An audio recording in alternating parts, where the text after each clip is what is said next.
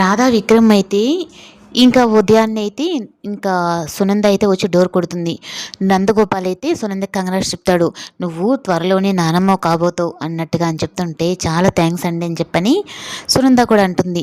ఆ సంతోషం చిన్నపిల్లలు మన ఇంట్లోకి వచ్చారు అంటే ఎంత సంతోషంగా ఉంటుందో కదా అన్నట్టుగా తను సంతోషపడుతూ ఉంటే ఇంక వీళ్ళ సంతోషం ఇలా ఉండకూడదు అని దమయంతి అయితే తను చేస్తుంది. ఇంకా కొత్త దంపతులతో ఇంకా పూజ చేయించాలని పంతులు గారిని కూడా పిలిపిస్తే, ఏంటత్తయ్య గారు ఇదంతా ఈ ఇంట్లో అసలు ఏం జరుగుతుంది, ఇంట్లో పెద్ద ఎవరు అన్నట్టుగా అంటూ ఉంటే, అదేంటి వదిన అలా మాట్లాడతావు, కొత్త జంటతో 16 రోజులకు పండుగ చేయించాలని అనుకుంటున్నాను, అది తప్ప అని చెప్పానంటే, అంటే మీ ఇష్ట ప్రకారం మీరు నిర్ణయాలు తీసేసుకుంటారా, ఇది ఎవరిల్లో తెలీదా అంటే, అవును ఇది ఎవరిల్లో ఏంటి, ఇది నా పుట్టిల్లు, అందుకే నా కొడుకు కోడలు కూడా ఇక్కడే సంతోషంగా ఉండాలని చెప్పని అనుకుంటున్నాను అని ఇంకా పంతులు గారిని అయితే పిలిపిస్తుంది.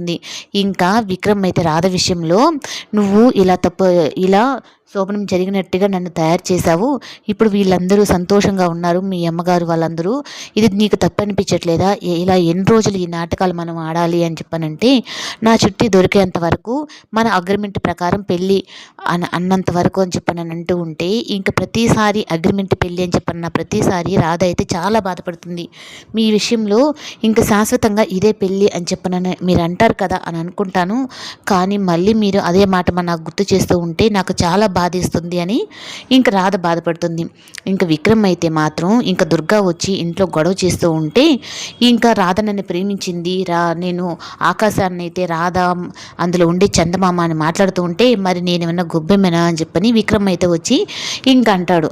ఇంకా అలా అనిన తర్వాత, అవును రాధ అసలు నువ్వు ఎవరిని ప్రేమించావో నీకు తెలుసా, నువ్వు నన్ను ప్రేమించావు ఆ సంగతి విక్రమ్ సార్కి తెలియదా అన్నట్టుగా మాట్లాడుతూ ఉంటే, అసలు నేను నిన్ను ప్రేమించనే లేదు, అసలు నువ్వెవరో కూడా నాకు తెలియదు అన్నట్టుగా తను అంటాడు.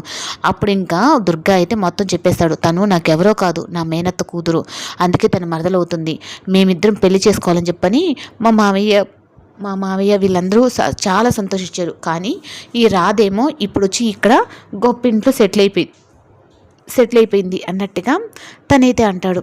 ఇంకా విక్రమ్ అయితే ఇంకా దుర్గానైతే నువ్వు మర్యాదగా ఇక్కడి నుంచి వెళ్ళలేదంటే నీ తాట తీస్తానని చెప్పని బెదిరిస్తాడు.